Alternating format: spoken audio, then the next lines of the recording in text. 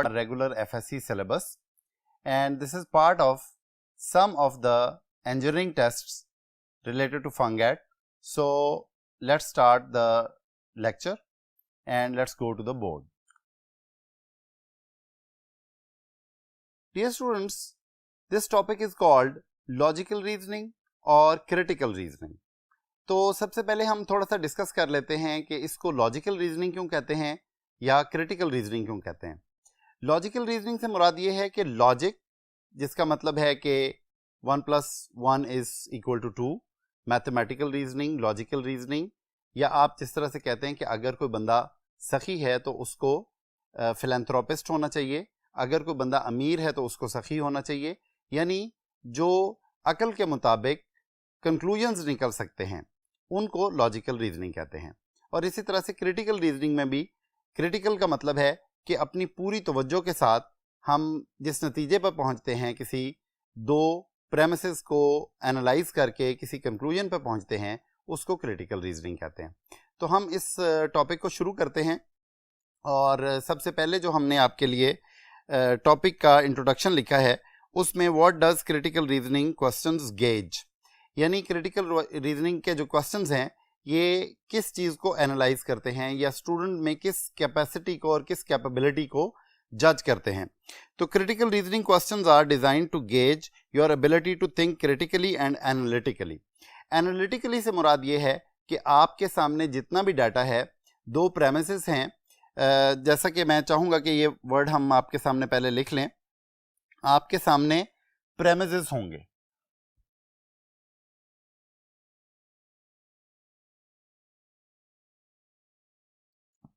तो प्रेमिसेस एक या एक से ज़्यादा, कम से कम दो होते हैं मोस्टली, और उन प्रेमिसेस के ऊपर बेस्ड एक कंक्लूजन निकाला जाता है. और क्वेश्चन किस तरह से आता है ये हम आगे डिस्कस करेंगे. तो उसके बाद to recognize reasoning errors and assumptions, यानी एग्जामिनर जो क्वेश्चन पुट करेगा उसमें वो देखना चाहेगा कि आपकी रीजनिंग कैपेबिलिटीज कैसी हैं और आप गिवन डाटा से, गिवन प्रेमिसेस से कंक्लूजन कैसा निकालते हैं, या फिर अगर कोई कंक्लूजन निकाला गया है तो आप चार ऑप्शंस में अगर कंक्लूजन्स हैं तो उनमें से आप सही वाला कंक्लूजन को कैसे टिक करते हैं. उसके बाद to follow an arguments line of reasoning, यानी आर्ग्यूमेंट किस अंदाज का है और उसकी लाइन ऑफ रीजनिंग क्या है. और to draw reasonable inferences from stated premises, ये प्रेमिसेस का वर्ड भी आ गया जो कि मैंने आपके सामने लिखा भी हुआ है. To draw reasonable inferences, inferences का मतलब है कि आप कंक्लूजन क्या निकालते हैं.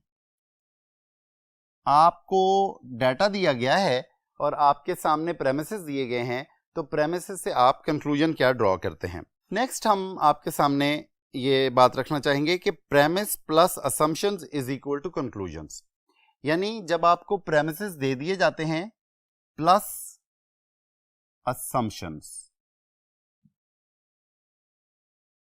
कि आप, असम्पशन का मतलब होता है कोई चीज फर्ज कर लेना, तो is equal to conclusions.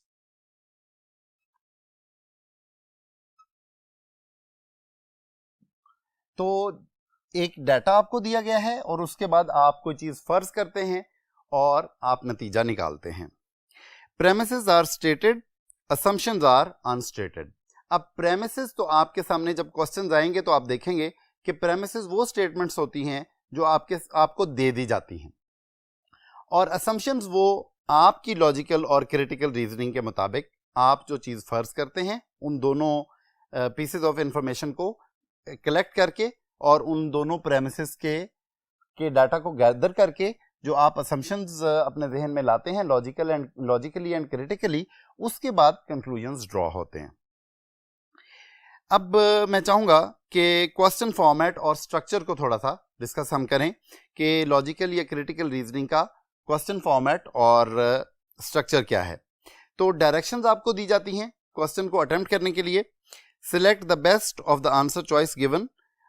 Study of 20 overweight men revealed that each man experienced significant weight loss after adding slim down. अब ये प्रेमिस का अंदाज है कि एक स्टेटमेंट दी जा रही है और आपको इंफॉर्मेशन दी जा रही है तो इसमें overweight 20 overweight man revealed that each man experience significant weight loss. हम ये इसकी जो इम्पोर्टेंट चीज़ें हैं इस क्वेश्चन की, वो आपके सामने बोर्ड पे भी मैं लिख लेता हूं ताकि हम इसका कंक्लूजन ड्रॉ कर सकें। तो सिग्निफिकेंट वेट लॉस है, सिग्निफिकेंट वेट लॉस।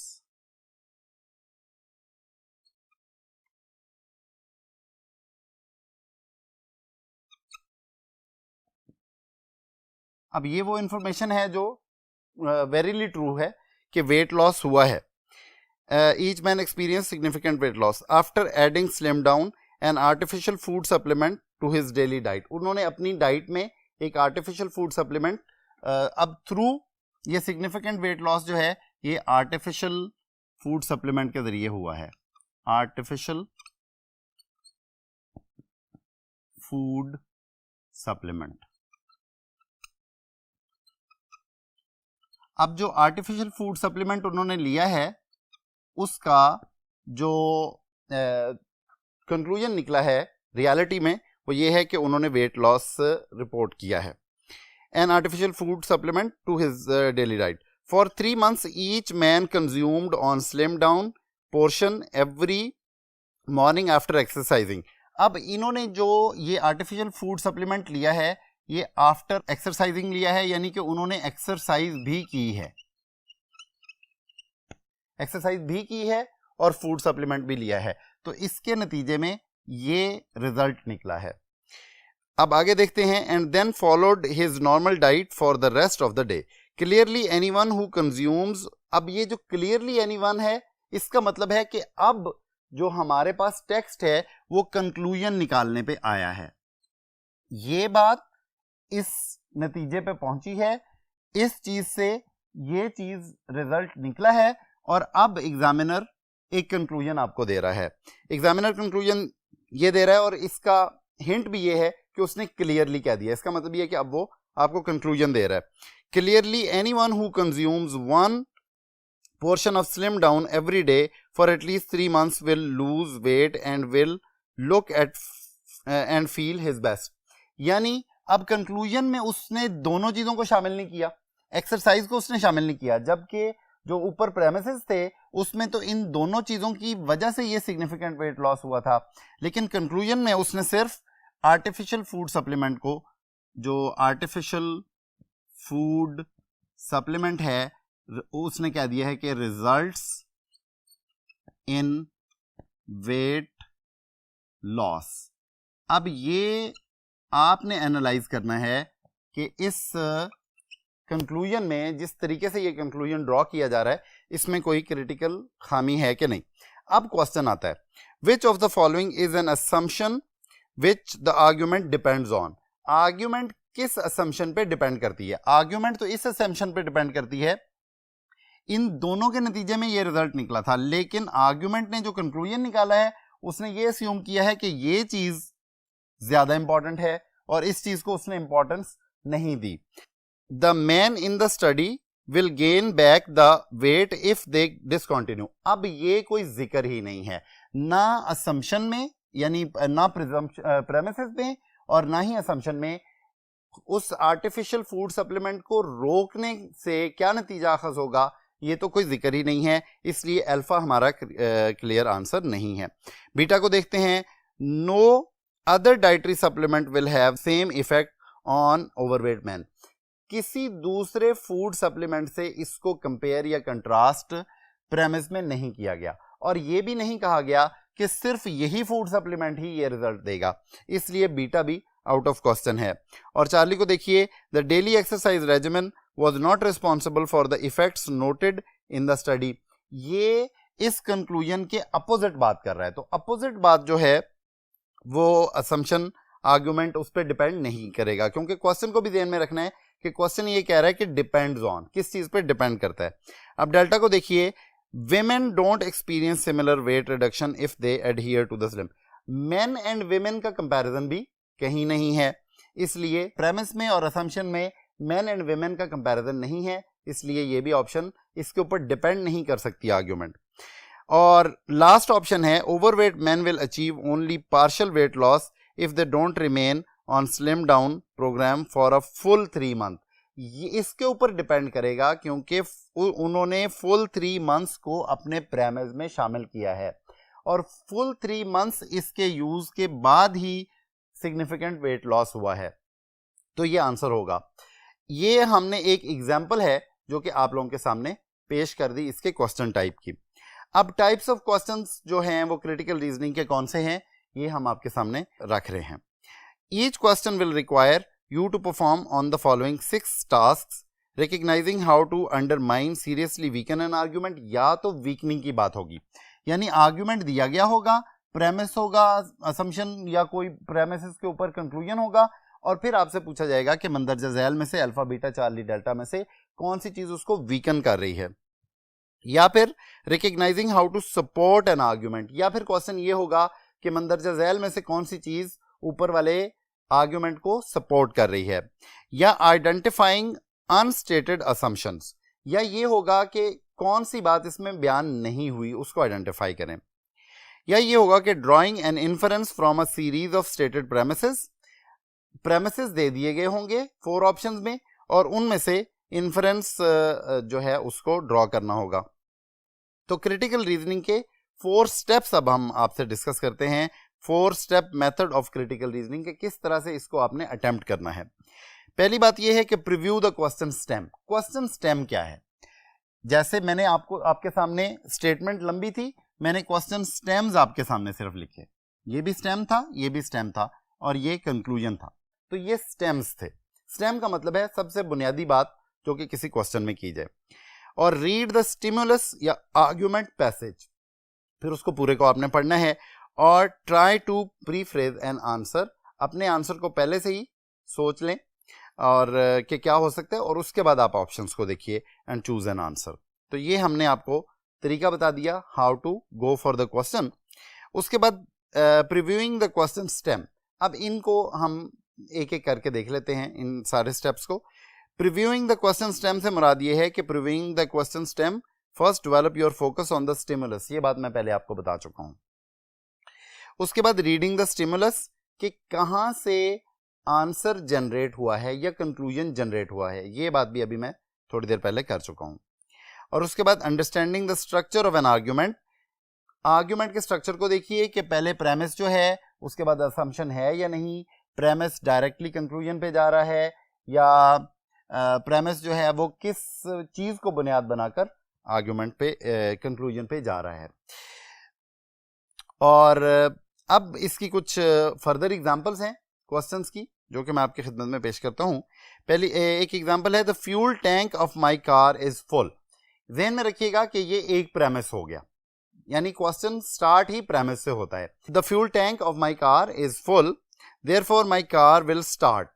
अब इसने एक कंक्लूजन निकाला है एक ही प्रेमिस के ऊपर और वो क्या है कि क्योंकि फ्यूल टैंक फुल है तो कार स्टार्ट हो जाएगी।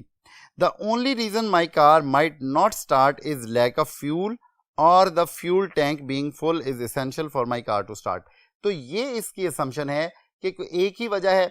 इसमें इस टाइप की आर्ग्यूमेंट में जो आर्ग्यूमेंट बयान करने वाला शख्स है उसने कार के इग्निशन को इग्नोर किया है, कार की और वर्केबिलिटी को इग्नोर किया है, सिर्फ उसने फ्यूल टैंक के फुल होने को वजह बताया है। ये एक फॉल्टी रीजनिंग है, लेकिन बहरहाल ये एक टाइप की रीजनिंग है। नेक्स्ट एग्जांपल को देखिए। Edward has less than 2 years of experience. Edward के पास 2 साल का पूरा एक्सपीरियंस नहीं है, सो एडवर्ड इज नॉट क्वालिफाइड। अब इस स्टेटमेंट में भी एक प्रेमिस के ऊपर एक कंक्लूजन निकाला गया है कि एडवर्ड के पास 2 साल का एक्सपीरियंस पूरा नहीं है इसलिए वो क्वालिफाइड नहीं है। मतलब इसमें एक्सपीरियंस के अलावा किसी और चीज को क्वालिफिकेशन नहीं बनाया जा रहा, कैपेबिलिटीज को क्वालिफिकेशन नहीं बनाया जा रहा, अचीवमेंट्स को क्वालिफिकेशन नहीं बनाया जा रहा। नेक्स्ट देखिए। The committee didn't announce its choice by 3 o'clock therefore Ridge didn't get the job. अब इसमें भी उसी तरह की एक ही प्रेमिस है और उसके ऊपर कंक्लूजन को ड्रॉ किया जा रहा है। और कुछ एग्जांपल्स हैं, इनको भी आप देख लीजिएगा। फिर उसके बाद एक इंपॉर्टेंट बात, एन आर्ग्यूमेंट में contain other information as well. एक आर्ग्यूमेंट में ये जो प्रेमिस वाली बेसिक बातें मैंने आपको पहले बता दी हैं। उसके अलावा but finding and identifying these parts are important because without doing so you cannot evaluate the argument. You cannot find out the fallacies or weaknesses in the line of reasoning. अगर आप पूरे को एनालाइज नहीं करते, पूरी statement को analyse नहीं करते, तो उसमें कुछ फैलेसीज होती हैं।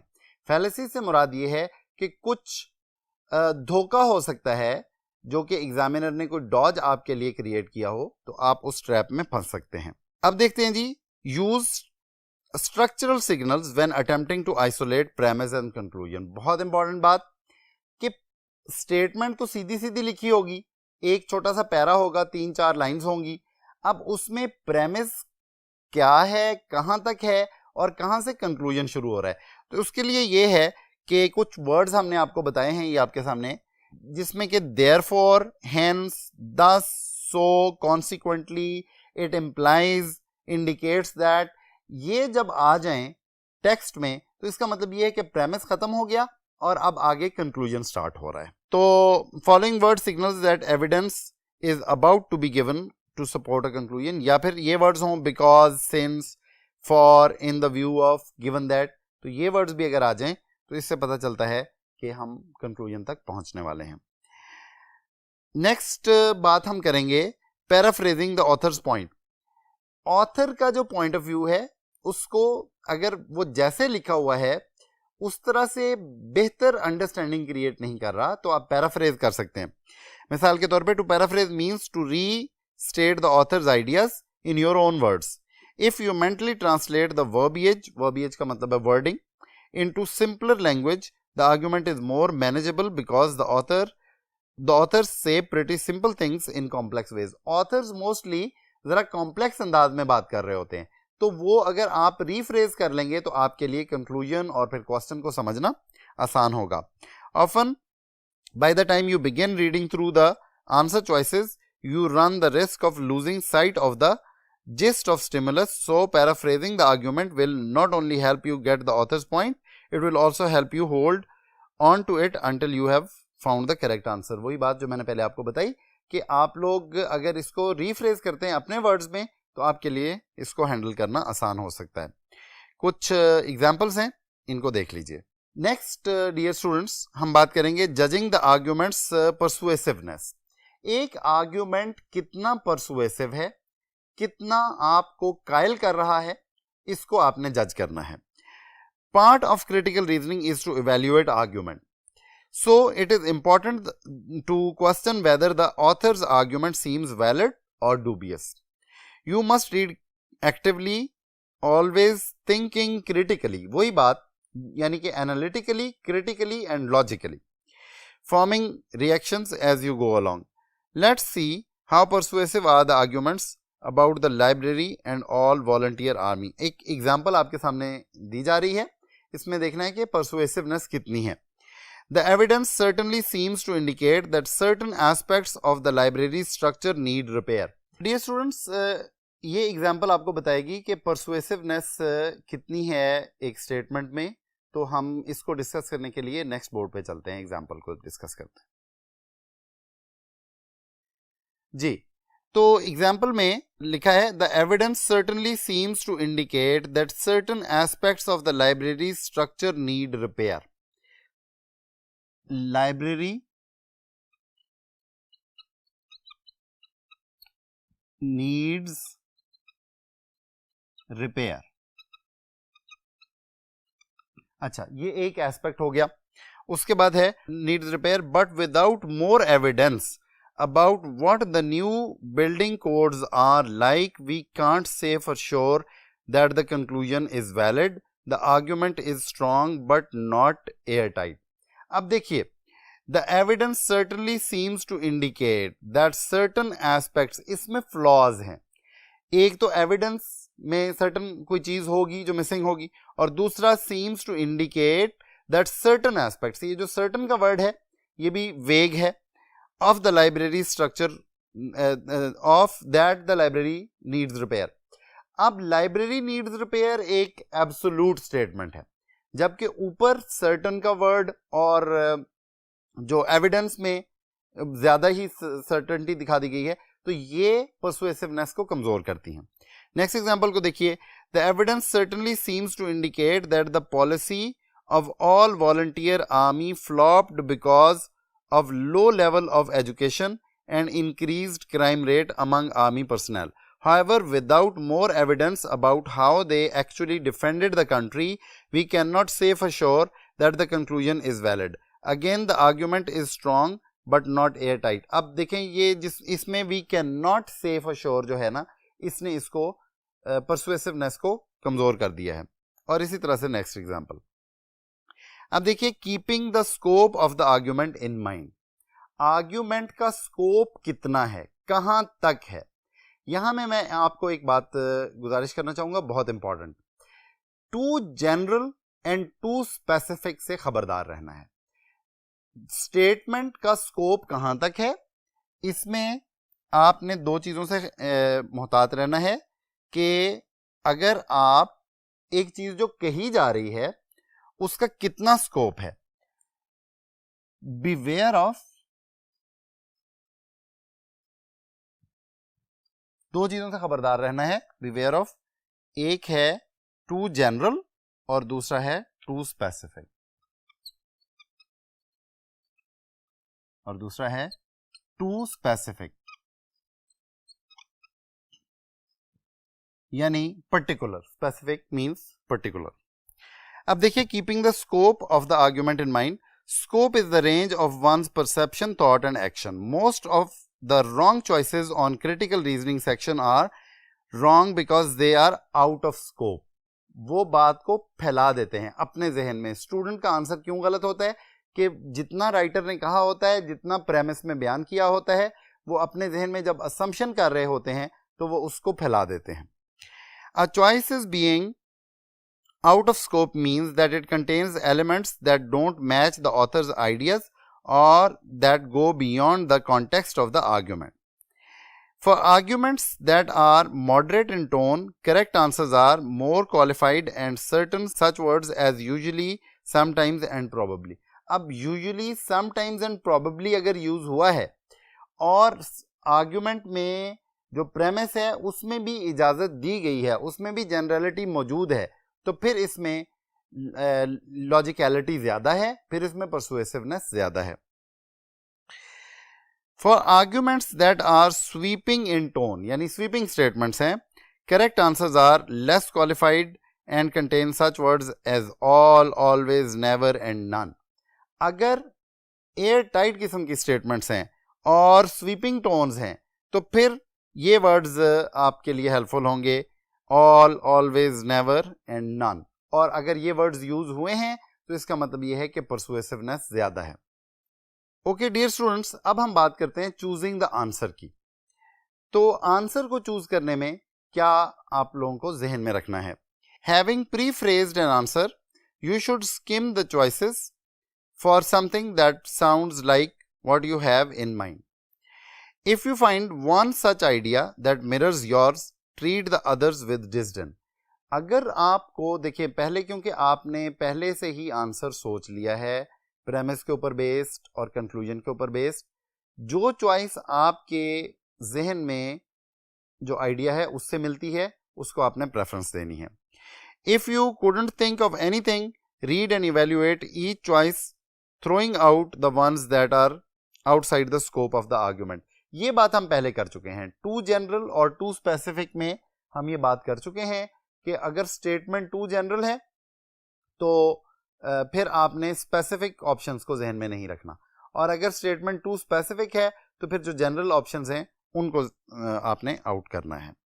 If you are able to settle on an answer, you may wish to briefly double check the question stem to make sure that you are indeed answering the question that was asked. ये बात आपको clear है। उसके बाद है जी कुछ questions जो कि इंपॉर्टेंट क्वेश्चंस जो कि ज्यादा आते हैं लॉजिकल रीजनिंग या क्रिटिकल रीजनिंग के क्वेश्चंस में, उन क्वेश्चन टाइप्स को थोड़ा सा डिस्कस कर लेते हैं और उनको किस तरह से अटेम्प्ट करना है उसको डिस्कस कर लेते हैं। तो how to recognize an assumption question. अगर असम्पशन का क्वेश्चन आता है तो assumption questions will always contain one of the following wordings. ये कुछ वर्डिंग्स आपको बता दी गई हैं, आपके सामने हम स्लाइड चला रहे हैं।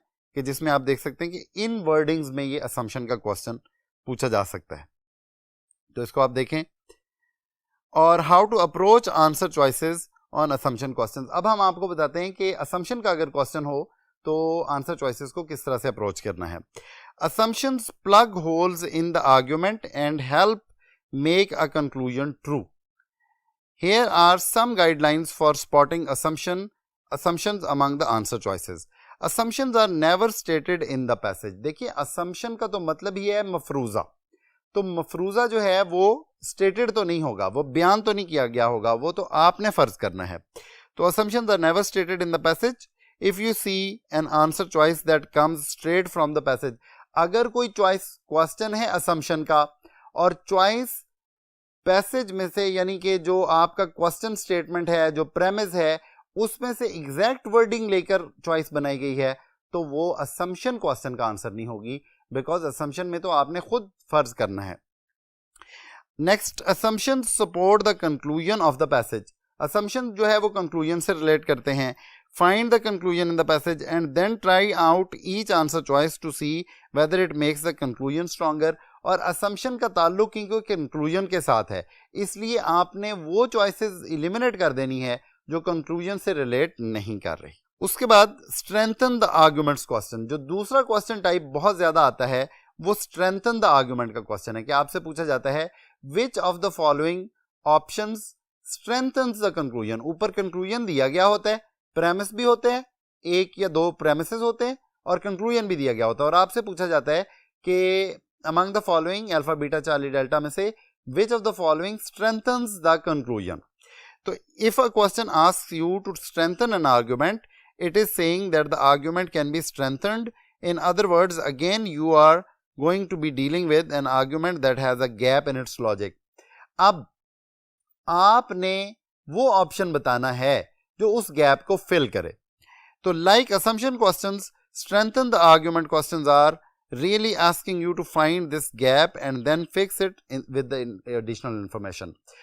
तो जो पहला क्वेश्चन टाइप हमने आपको बताया और जो ये बताया असम्पशन वाले में भी और स्ट्रेंथनिंग वाले में भी, करेक्ट ऑप्शन वो होगा जो प्रेमिस और कंक्लूजन के अंदर मिसिंग चीज को फिल करेगा। नेक्स्ट क्वेश्चन डियर स्टूडेंट्स, जो कि मोस्टली पूछा जाता है लॉजिकल या क्रिटिकल रीजनिंग के क्वेश्चन में, वो है वीकन द आर्ग्यूमेंट क्वेश्चंस। अब ये स्ट्रेंथन का बिल्कुल अपोजिट है। If a question asks you to weaken an argument, it implies that the argument can be weakened. तो ये पहले ही तसव्वुर कर लेता है एग्जामिनर के आर्ग्यूमेंट को कहीं ब्रेक किया जा सकता है, उसकी लॉजिकलिटी को कहीं कम किया जा सकता है, कोई बात ऐसी कही जा सकती है among the four options alpha beta Charlie delta जो ऊपर कही गई प्रेमिस और उसके कंक्लूजन को वीकन कर दे, उसकी लॉजिकलिटी को कमजोर कर दे, उसकी परसुएसिवनेस को खत्म या कम कर दे। तो in other words, once again you are going to be dealing with unstated premises and a logical gap. यहां पे भी एक logical gap है। Like assumption questions and strengthen the argument questions, weaken the argument questions really ask you to find a hole in the argument. This time, however, you don't need to fix the hole.